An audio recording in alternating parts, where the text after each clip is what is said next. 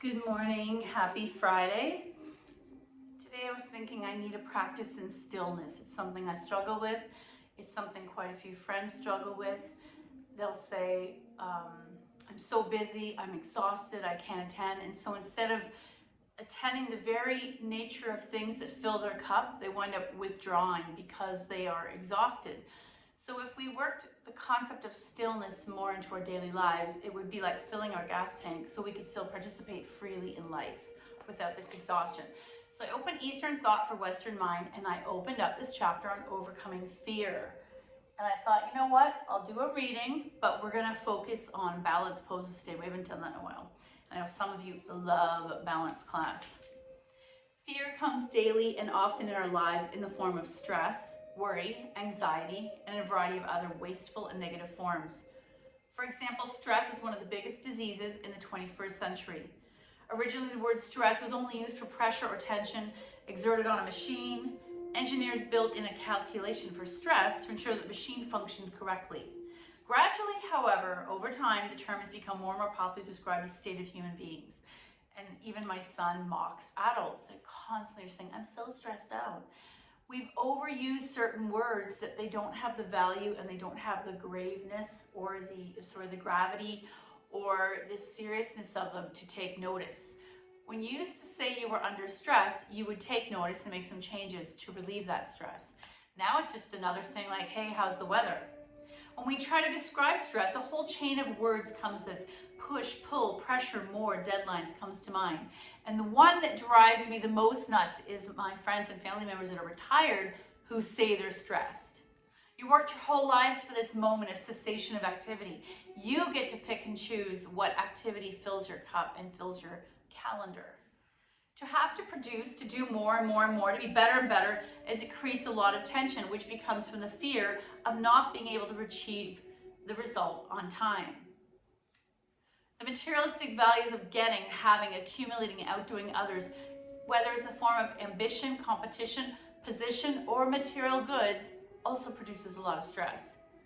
When we are stressed, we are certainly overloaded. We think and speak too much, we overreact. Often we make errors or have accidents and hurt our bodies, injuries. We forget things. The worst thing is that it becomes a habit and our body actually becomes, like they say how runners are addicted to the endorphins from running. I feel like we get addicted to the cortisol and the steroids that come out when you are stressed. A habit that is often uncontrolled, and so a simple remedy of stopping and relaxing is not considered a remedy. We almost mock people who talk about self-care and slowing down and meditation must be nice. Some even regard this as a waste of time. However, for example, when we overcome fears generally, we can look at some types of fears human beings have. Fear of the unknown, death or a new situation. Fear of loneliness. Sometimes people fear loneliness in the extent that they can't bear their own company. I feel like since this book has been written, social media has created at least this piece that allows people not to feel alone. Even if they're physically alone in their home, they can create community and connection through online tools if they don't have human tools.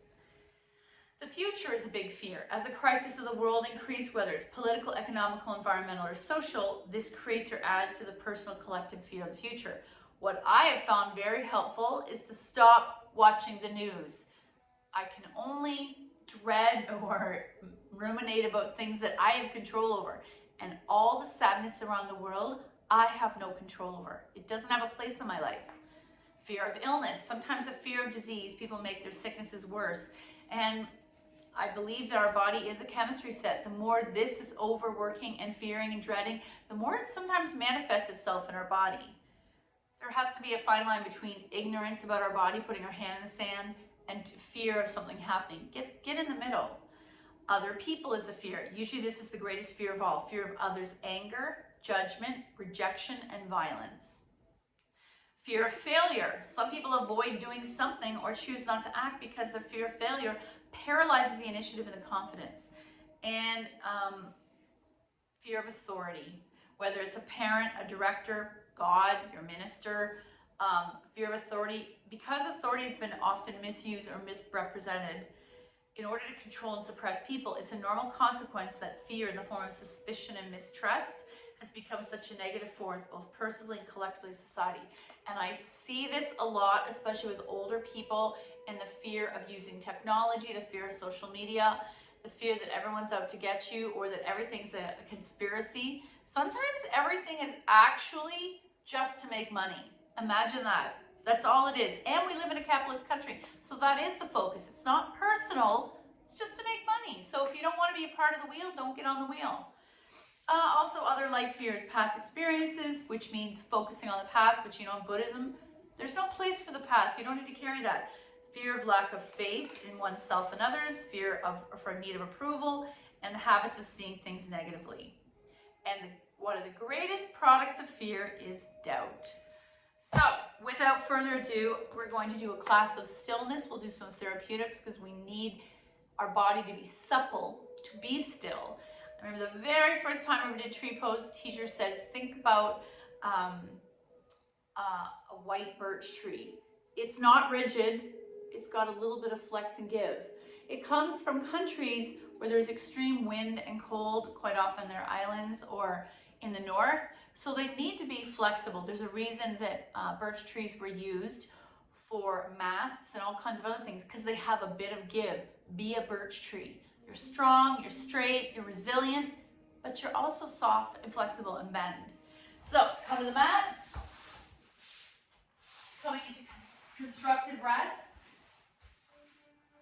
Take a moment, assemble the body into a nice position that you can maintain. Let's do 5 breaths. It's like a mini Shavasana. And how about this? I'll count the first 2 breaths, but I want you then to continue 3, 4, 5 in your head. Inhale 1. Through the nose, deep inhale to capacity. Pause. And slowly exhale through the nose, but let your back press down into the floor. Release any tension.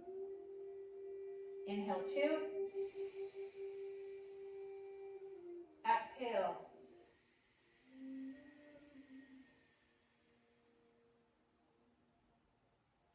And now 3 more breaths, counting in your head.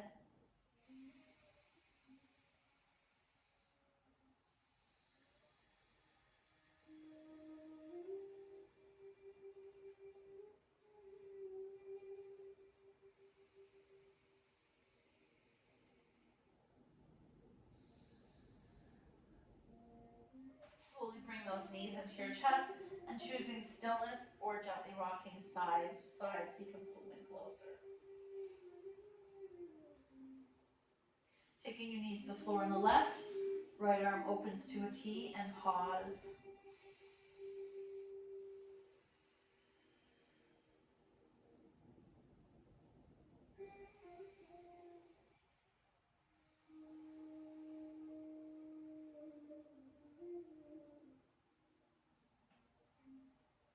Center, take those knees to the right, stack them, and left shoulder opens to the mat, opening the chest. Pause, 2 breaths.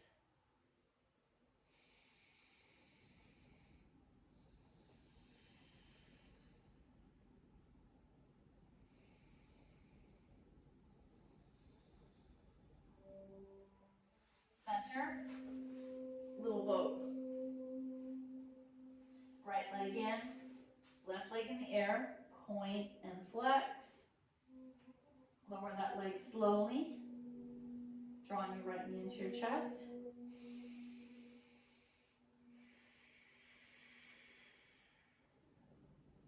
Left hand takes right knee over, single leg spinal twist.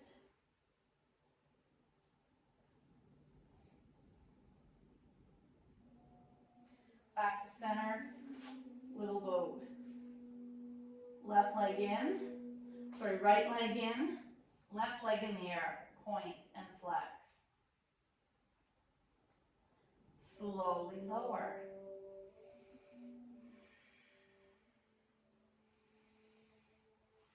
Left hand takes right knee over, single leg spinal twist. Center, little boat. Or egg beaters. Let's take the knees wide and pause. Choosing to stay here, or hands behind the thighs, pulling the knees in so it's like you're on a squat on your back, and we're setting up our body for happy baby.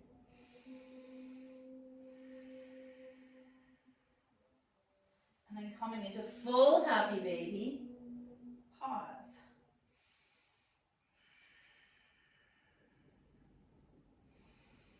Soles together, pause. Option to bind your hands around those feet.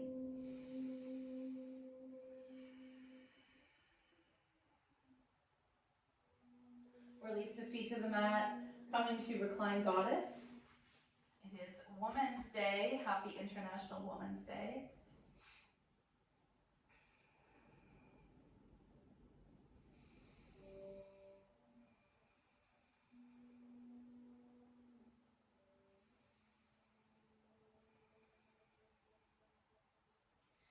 Close your legs, feet in the air, point and flex.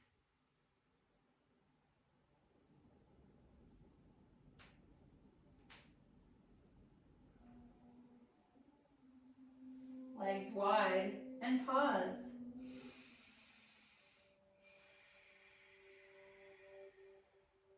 Let's do 3 breaths counting in your head.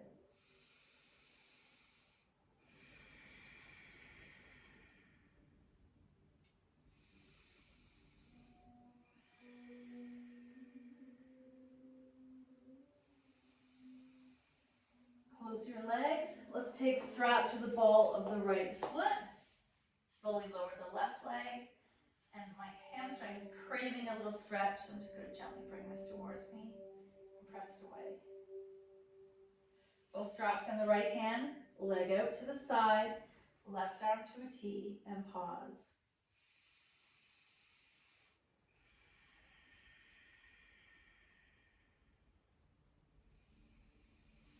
In the sky, strap in the left hand across the midline. Back up, release the strap, knees to chest, little boat. In the sky, point and flex. Right leg's gonna lower out of the way. Strap to the ball of the left foot.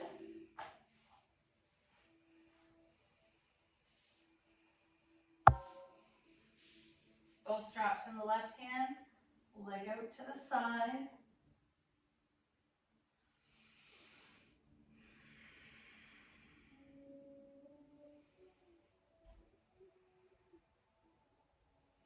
To the sky, strap in the right hand across the midline.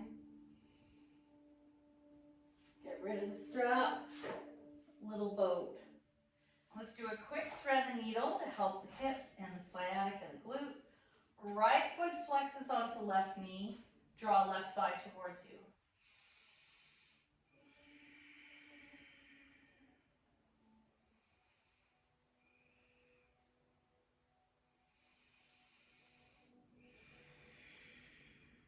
Shake it out. Left foot flexes onto right knee, draw it towards you. And shake it out. Roll on your side, pause. And using that front arm, push yourself up. Let's come into an extended child's pose so that we can stretch everything.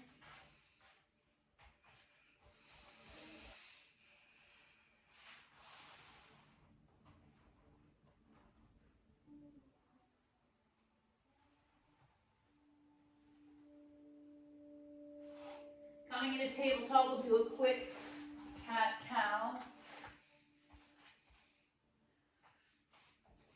Palms under the shoulders, knees around the hips, bum wags. Slowly heart up, there's your first cow. And without losing that engagement of the core, that connection to body and mind, slowly turn into cat. Inhale, cow. Exhale, cat. Inhale, cow. Exhale, cat. Cow, cat, cow, cat. Tuck your toes. Walk into a forward fold. Press the floor away with the feet. Let your head go. And then rise up. Reach up. Exhale, fold swan dive, Cam. You know what? I have to move this back because we are doing quite a few balance poses where we need to see the whole person. Inhale up, exhale fold, half back, plant, all the way down, sleeping cobra, baby cobra, dog, pedaling. Right foot forward, left foot back, press to that floor, rise, release, feet together, fold, rise, heart center. Inhale up, exhale fold, half back, plant, all the way down. Sleeping cobra or baby cobra, dog. Left foot forward, right foot back, balance, and rise. Release, feet together, fold, rise, heart center. One more. Inhale up, exhale fold, half back, plant, all the way down. Your choice of cobra, downward dog. Right foot forward, left foot back, rise, release. Option to straighten that leg and hinge. Feet together, fold, rise, heart center. One more. Inhale up, exhale fold, half back, plant, make your way down. Choose your cobra. Dog, left foot forward, right foot back, rise, release. Option to attempt to straighten this leg and fold. Keep that right heel lifted, feet together, fold, rise, heart center. Nice. A nice counter pose. Take a squat. And let's stay here for 3 breaths. Inhale 1. Exhale. Inhale 2. Exhale. And inhale 3. Exhale, rise. Okay. I need to straighten this out. We're going to work on mountain first. Guess what? Doesn't seem like a balance pose, but it's the fundamental beginning of all standing poses in yoga.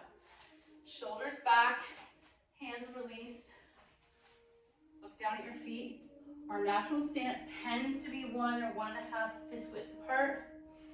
If I can balance by standing on 2 feet, I can maintain that a little longer, especially if hips, knees, ankles are stacked. Shoulders back, hands release, and the fingers point down. We're staring at something that's not moving. And once more, even though we are standing still, there's that happy medium between a little bit of tiny movement because you're a living, breathing being, and a nice, strong, solid tree pose. Inhale 1. Exhale, feet get heavy, all points of the foot rooting down into the earth. Inhale 2, flex those hands, fingers point down, belly engages, bum engages to center, inner thighs engage to center. Soften, and one more time, shoulders back, belly engage. Exhale, release, shake it out. We're going to take that a little further. Left foot lands, right foot lands, coming into alignment, but this time I want you to shift all your weight to the left without falling. So how far can you go with keeping the 4 points of both feet on the mat? And center. Shift all your weight to the right without lifting the foot. Center. Let's do it a couple times. Left.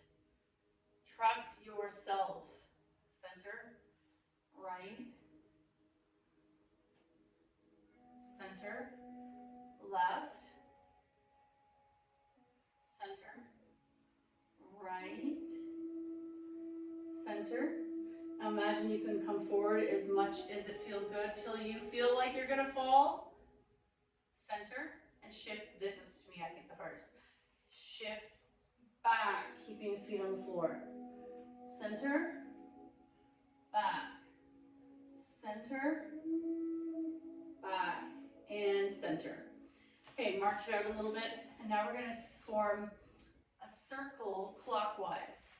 So shifting my weight forward, side, right, back, left, forward, right, back, left, forward, right, back, left. Can you close your eyes and make this a pleasurable experience?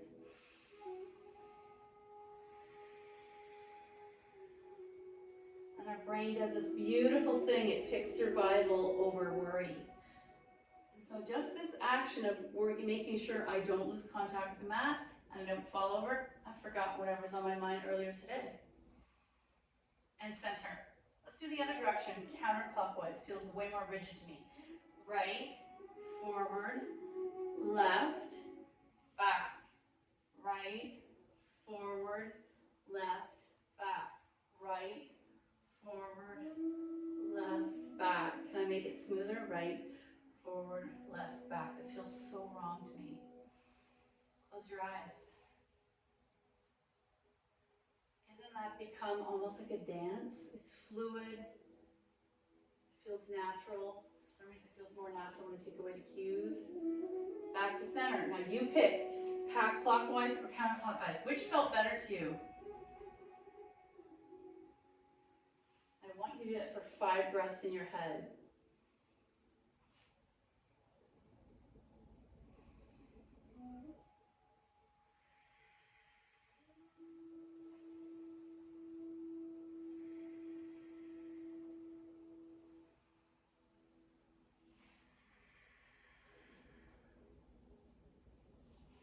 And come back to center. And we're going to go forward and back tick-tock. I'm going to get rid of the swirling and the churning.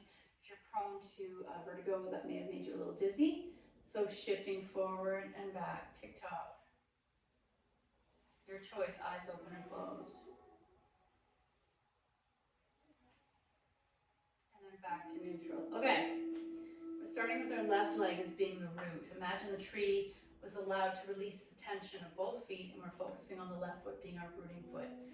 Left foot presses into the earth, left glute engages, and just lift your right foot. Shift, right foot on the mat, left foot lifts, almost like slow motion walking. You're trusting, and I'm going to make these movements smaller.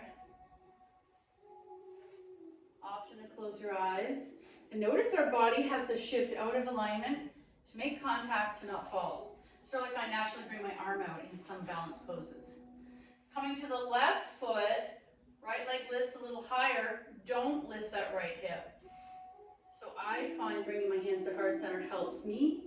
Maybe you want T or yoga steeple or reach for the volleyball and then release. Right foot lands, shift all my weight into my right foot. Left foot lifts. Do what you need to with your hands and release. March and squat. If this is a lot, take a squat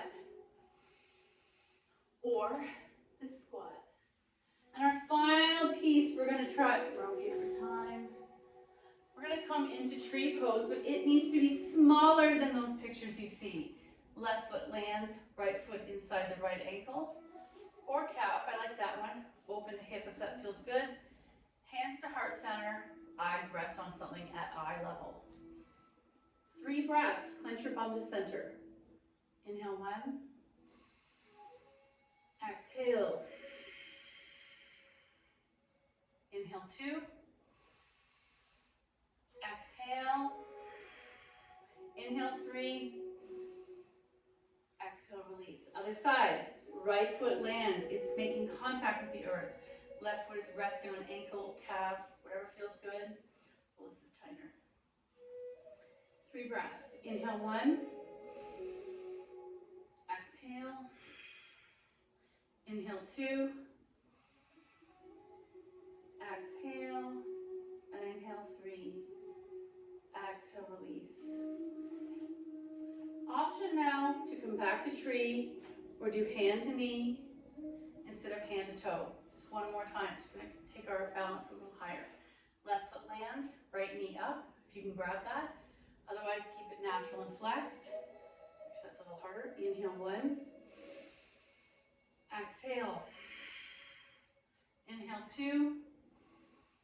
Exhale, an option to kick it out straight. Inhale 3. Exhale, release. Other side. Right foot lands. Make contact with the earth. Engage the right glute. Left knee up. Inhale 1. Exhale. Inhale 2. Exhale. Option to straighten out, flex. Feel that thigh. Inhale 3.